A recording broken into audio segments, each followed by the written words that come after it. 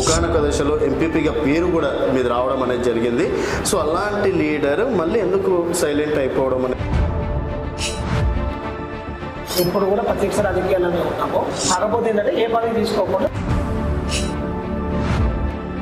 శ్రీధర్ అన్న తొక్కేసే ప్రయత్నం ఎవరైనా చేసిన తొక్కడం అనేది సంభవం. నాకు జిల్లా అధ్యక్షుడు ఇచ్చారు, వైస్ ప్రెసిడెంట్ ఇచ్చారు, నాకు గుర్తింపు ఇచ్చారు. నేను ఆర్గనైజేషన్లో కూడా నాకు అన్ని పదవులు. ఎంపీటీసీ తర్వాత మళ్ళీ ఎక్కడ ఈ చేయలేదు. నెక్స్ట్ ఏందని ఏమని అనుకుంటున్నారా ప్రత్యక్ష రాజకీయాలు? అవకాశం పార్టీ ఏ అవకాశం కల్పించినా దానికి మేము రెడీగా ఉంటాం, సిద్ధంగా ఉంటాం. పార్టీ ఇప్పటికైనా గుర్తిస్తుంది అనుకుంటున్నారా? మళ్ళీ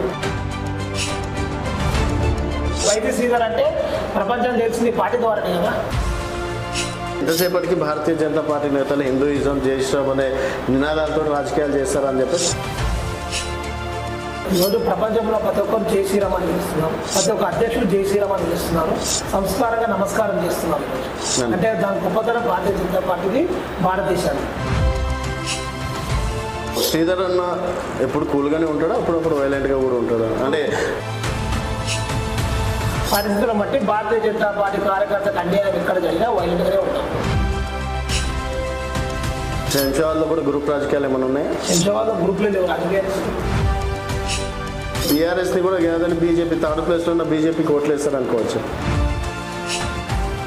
టీఆర్ఎస్ ఏముంది, 30 ఏళ్ళ నుంచి వాళ్ళే పాలించారు. కాంగ్రెస్లో వాళ్ళే, టీఆర్ఎస్లో వాళ్ళే, టీఆర్ఎస్లో వాళ్ళే, అన్నింటిలో వాళ్ళే. ఒకటే కుటుంబం నడుస్తుంది. ఆ కుటుంబం నమ్మే సిచ్యువేషన్ లేదు ఇక్కడ.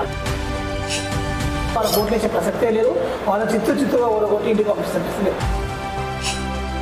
ఓట్లు వేసేంత స్థాయి ఉందనుకోవచ్చా బీజేపీకి? బీజేపీ నరేంద్ర మోడీ గారు అభివృద్ధి చూసే ఓట్లు వేస్తారు, నో ప్రాబ్లం.